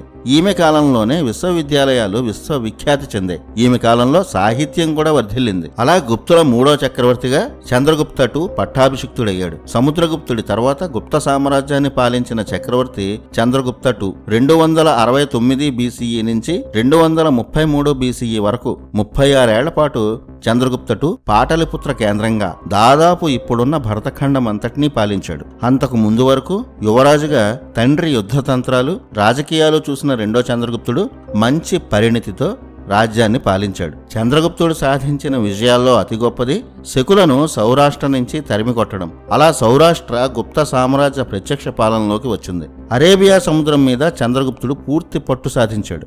అతిపెద్ద వాణిజ్య పోర్టులను అక్కడ నిర్మించాడు. ప్రపంచవ్యాప్తంగా భరతఖండ సంపద గురించి చర్చించుకోవడం, ఇక్కడ సంపద గురించి విని ఆశ్చర్యపోవడం మొదలైంది ఈ సముద్రగుప్తుడు అతని కుమారుడు చంద్రగుప్తుడి కాలంలోనే. ఢిల్లీలోని కుతుబ్ మీనార్ లేదా ధ్రువస్తంభగా చెప్పే ప్రాంగణంలో ఉన్న ఎప్పటికీ తుప్పుపట్టని ఇనుప స్తంభం ఈ రెండో చంద్రగుప్తుడి కాలంలోనిదే. లోహ శాస్త్రంలో అత్యున్నత స్థితికి భరతఖండ పరిజ్ఞానం చేరిన సమయం అది. అందుకు సాక్ష్యం ఆ స్తంభం. ఇప్పటికీ తుప్పు పట్టకుండా ఉన్న ఆ స్తంభం కోసం తయారు చేసిన ఇనుము ఫార్ములాను ఆధునిక శాస్త్రవేత్తలు కూడా ఖచ్చితంగా కనుక్కోలేకపోయారు. ఆ ఇనుప స్తంభం మీద ఉన్న శాసనంలో చంద్రగుప్తుడి పేరు ఉంటుంది. సప్త సింధు నదులు దాటి బాహ్లిక సామ్రాజ్యాన్ని శకులను అణిచివేసిన వీరుడిగా చంద్రగుప్తుడి విజయగాథ శాశ్వతంగా ఉండిపోవాలని ఆ ఇనుప విజయ స్తంభాన్ని నిర్మించారు. అంటే ఆనాడు బాహ్లికులు పాలించిన ఇప్పటి ఆఫ్ఘనిస్తాన్ వరకు గుప్త సామ్రాజ్యం తిరుగు లేకుండా పాలించిందని ఈ ఇనుప స్తంభ శాసనమే చెప్తోంది. అలా రెండో చంద్రగుప్తుడు తండ్రి సముద్రగుప్తుడి ఖ్యాతిని నిలబెట్టాడు. ఇతని కాలంలోనే రసాయన లోహ పరిశోధనలు అత్యున్నత స్థితికి వెళ్ళాయి. రెండో చంద్రగుప్తుడు కూడా తన తండ్రిలాగే వరాహస్వామికి గొప్ప భక్తుడు. ప్రస్తుత మధ్యప్రదేశ్లోని విదిశలో ఉన్న ఉదయగిరి గుహలు ఇవి. ఇక్కడ 21 రాతి గుహలున్నాయి. ఈ గుహల్లో గుప్తులు చెక్కించిన దేవతల శిల్పాలు అద్భుత శిల్పకళతో ఉట్టిపడతాయి. ఇవన్నీ గొప్ప దేవాలయాలుగా ప్రసిద్ధి చెందాయి. వాటిలో ఈ భారీ వరాహస్వామి విగ్రహం, హిందూ దేవీ దేవతల విగ్రహాలు ఉన్నాయి. సముద్రగుప్తుడు నిర్మించిన ఈరాన్ వరాహస్వామి ఆలయం గురించి ముందు చెప్పుకున్నాం. ఇవి సముద్రగుప్తుని కుమారుడు చంద్రగుప్త II అభివృద్ధి చేసిన గుహాలయాలు. ఇతను కూడా వరాహస్వామికి గొప్ప భక్తుడు. ఇక్కడ విగ్రహాలు గుప్తుల శిల్పకళా స్వర్ణయుగాన్ని చెప్తాయి. శివ, విష్ణు, గణేశ, దుర్గా, ఇతర దేవతల విగ్రహాలెన్నో ఈ గుహాలయాల్లో ఉన్నాయి. శేష తల్పంపై శయనించే ఈ భారీ విష్ణు విగ్రహం అద్భుతంగా ఉంటుంది.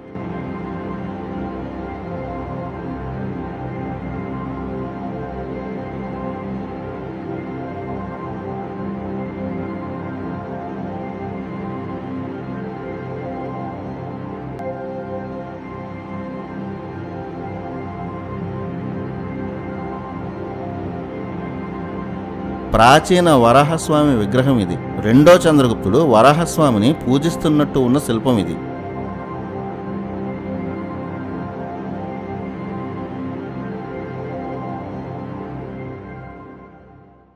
ఇస్లామిక్ దండయాత్రల సమయంలో చంద్రగుప్త II విగ్రహం శిరస్సు భాగాన్ని ఖండించినట్టుగా చూస్తే అర్థమవుతుంది. గుప్తుల తర్వాత ఈ ఆలయాన్ని సమ్రాట్ విక్రమాదిత్య అభివృద్ధి చేశాడు. ఆయన పాలించినది 82 BCE సంవత్సరం అనే కాలాన్ని నిర్ధారించే సంస్కృత శాసనం ఇక్కడ ఉంది. గుప్తులు సనాతన ధర్మాన్ని మాత్రమే ఆచరించారని, వీరు విష్ణు అవతారమైన వరాహస్వామికి గొప్ప భక్తులని, సూర్యవంశ క్షత్రియులని చెప్పేందుకు తిరుగులేని ఆధారాలు ఈ ఉదయగిరి గుహాలయాలు. గుప్తులు అన్ని ధర్మాల ప్రజలను ఆదరించారు. బౌద్ధులకు, జైనులకు ఆరామాలు నిర్మించారు. శకులు, యవనుల దాడుల సమయంలో ఆ దేశాల నుంచి వచ్చిన శక, యవన సామాన్య ప్రజలను కూడా వీరు సొంత మనుషుల్లా ఆదరించారు. సముద్రగుప్తుడి కాలంలోనే విశ్వవిద్యాలయాలు విస్తృతమయ్యాయి. నలంద, తక్షశిల, ఇతర విశ్వవిద్యాలయాలను మరింత అభివృద్ధి చేసిన వారు సముద్రగుప్తుడు, అతని కుమారుడైన రెండో చంద్రగుప్తుడు. ప్రపంచం నలుమూలల నుంచి యవన విద్యార్థులు, చీనులు, శక విద్యార్థులు ఇక్కడే చదువుకునేవారు. మన జ్ఞానాన్నే వారు తీసుకెళ్లి వారి సొంత జ్ఞానంగా ప్రచారం చేసుకున్నారు. విద్య కోసం ఏ దేశం నుంచి విద్యార్థి వచ్చినా గుప్తులు సమస్త సౌకర్యాలు కల్పించి వారికి విద్యాదానం చేశారు. అది భరతఖండం సనాతన ధర్మం గొప్పదనం. ఇక రెండో చంద్రగుప్తుడు ధ్రువదేవుల కుమారుడు కుమారగుప్తుడు. ఇతను గుప్త సామ్రాజ్యంలో 4వ చక్రవర్తి. ఇతనికి ఉన్న బిరుదు మహేంద్ర ఆదిత్య. కుమారగుప్తుడు 233 నుంచి 191 BCE వరకు 42 ఏళ్లు పరిపాలించాడు. సముద్రగుప్తుడి తర్వాత అశ్వమేధయాగాన్ని చేసిన గుప్త చక్రవర్తి కుమారగుప్తుడు. రెండో చంద్రగుప్తుడు శకులను అణచివేశాడు.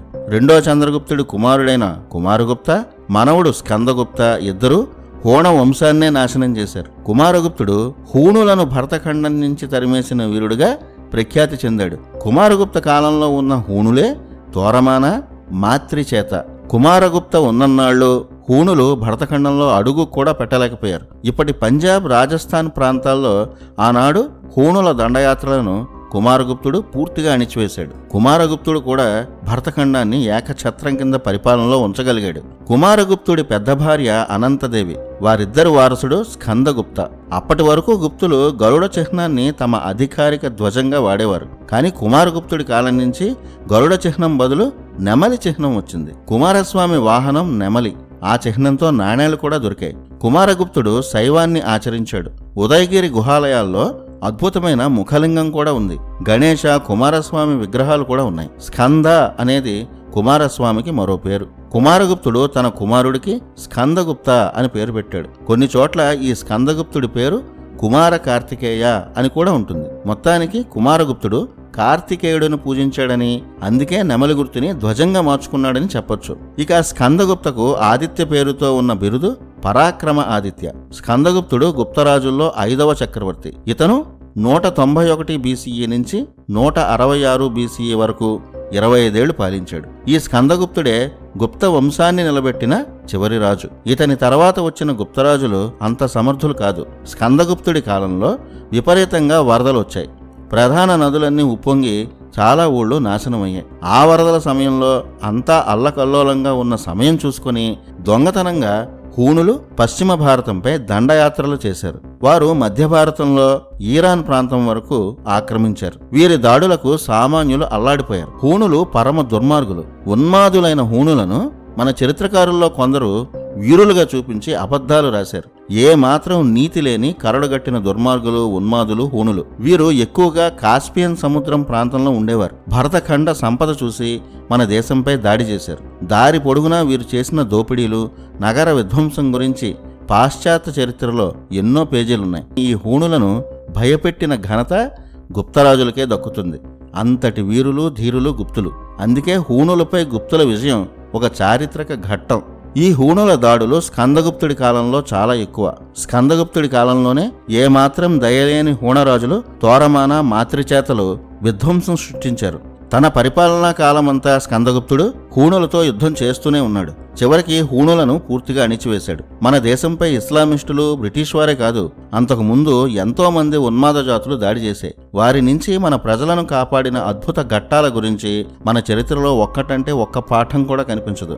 ఈ హూణులు పర్షియా రాజ్యాన్ని కుప్పకూల్చారు. అక్కడ ఓళ్లను తగలబెట్టారు. అక్కడి ప్రజలను ఊచకోత కోశారు. అక్కడి స్త్రీల మాన ప్రాణాలను హరించారు. వీళ్ల ఉన్మాదం ముందు విదేశీ రాజులెవరూ నిలవలేకపోయారు. అలాంటి క్రూరమైన హూణులను స్కందగుప్తుడు నామరూపాలు లేకుండా చేశాడు. హూణుల నుంచి తమ మాన ప్రాణాలను రక్షించిన స్కందగుప్తుడిని భరతఖండ ప్రజలు ఆర్యావర్త రక్షకుడు అని నినాదాలు చేస్తూ సాష్టాంగ ప్రణామాలు చేసేవారని ఎందరో ప్రాచీన కవులు తమ కావ్యాల్లో ఘనంగా రాశారు. హూణుల అరాచకాలు, ఉన్మాదం నుంచి దేశాన్ని కాపాడిన రక్షకుడు స్కందగుప్త. గుప్తుల్లో 5వ చక్రవర్తి అయిన ఈ స్కందగుప్తుడు 191 BCE నుంచి 166 BCE వరకు 25 ఏళ్లు పరిపాలించాడు. స్కందగుప్తుడికి వారసులు లేరు. స్కందగుప్తుడి తండ్రి కుమారగుప్త. కుమారగుప్తకు 2 భార్యలు. రెండో భార్య పేరు ఆనందదేవి. ఆ ఆనందదేవి కుమారుడు స్థిరగుప్త.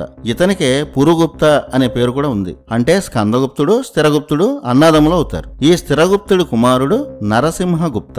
స్కందగుప్తుడికి కుమారులు లేరు గనక తన తమ్ముడు స్థిరగుప్త కుమారుడైన నరసింహగుప్తను దత్తత తీసుకున్నాడు. యుద్ధాల వల్ల, అనారోగ్య సమస్యల వల్ల 166 BCEలో స్కందగుప్తుడు మరణించాడు. అప్పటికి స్కందగుప్తుడి దత్తపుత్రుడైన నరసింహగుప్త వయసు 15 ఏళ్లే. అయినా స్కందగుప్తుడి మాట ప్రకారం 15 ఏళ్ల నరసింహగుప్తకు పట్టాభిషేకం చేశారు. నరసింహ చిన్నవాడు కావడం వల్ల అతని అసలు తండ్రి స్థిరగుప్తుడు ఒక 5 ఏళ్ల పాటు అంటే 161 BCE వరకు కుమారుడి తరపున గుప్త సామ్రాజ్యాన్ని పాలించారు. వీరు అంత సమర్థులు, బలవంతులు కాదు. ఆ తర్వాత 161 నుంచి 126 BCE వరకు నరసింహగుప్త 35 ఏళ్ల పాటు పాలించిన అఖండ గుప్త సామ్రాజ్యాన్ని నిలబెట్టుకోలేకపోయాడు. ఈ నరసింహగుప్త బాలాదిత్య పేరుతో ప్రఖ్యాతి చెందాడు.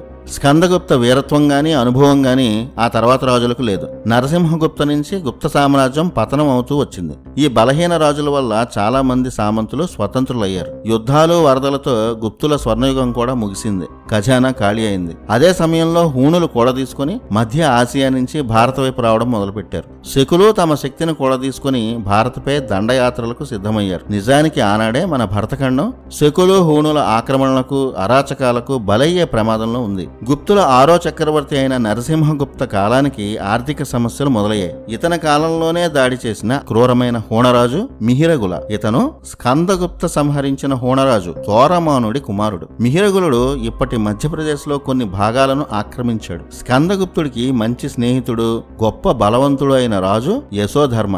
ఇతను మధ్య భారతానికి గుప్త సామంతుడు. మధ్య భారతంలోకి మిహిరగులుడు రాగానే యశోధర్మ తన సైన్యంతో మెరుపుదాడి చేశాడు. ఇతని సైన్యాన్ని చూసే మిహిరగులుడు వణికిపోయాడు. యశోధర్మ మిహిరగుల హోణుడిని చిత్తుగా ఓడించాడు. ఎంతలా అంటే హోణ వంశమే పూర్తిగా నాశనం అయిపోయింది. వారసులు కూడా మిగలకుండా మిహిరగుల వంశం మొత్తాన్ని నిర్మూలించినవాడు యశోధర్మ. ఆ మిగిలిన హోణుల్లో కొందరు ప్రాణభిక్ష కోసం యశోధర్మ కాళ్లపై పడితే క్షమించి వదిలేశాడు. ఆ మిగిలిన హోణులు మళ్లీ ఎప్పుడూ భరతఖండం వైపు కన్నెత్తి చూడలేదు. అక్కడితో భరతఖండంలో హోణ ఉన్మాదం ముగిసింది. ఆ తర్వాత కాలంలో ఈ హోణులే పర్షియా, రోమన్ సామ్రాజ్యాలను అల్లకల్లోల చేశారు. 136 BCE ప్రాంతంలో యశోధర్మ హోణుల యుద్ధం జరిగింది. అక్కడితో భారత్లో హోణుల చరిత్ర మట్టిలో కలిసిపోయింది. ఇక గుప్త రాజుల్లో 7వవాడు, అఖండ గుప్త సామ్రాజ్యానికి చివరి చక్రవర్తి రెండో కుమారగుప్తుడు. ఇతను నరసింహగుప్త, అతని పెద్ద భార్య మహాదేవుల కుమారుడు. 126 నుంచి 82 BCE వరకు రెండో కుమారగుప్తుడు పరిపాలించాడు. ఇతని బిరుదు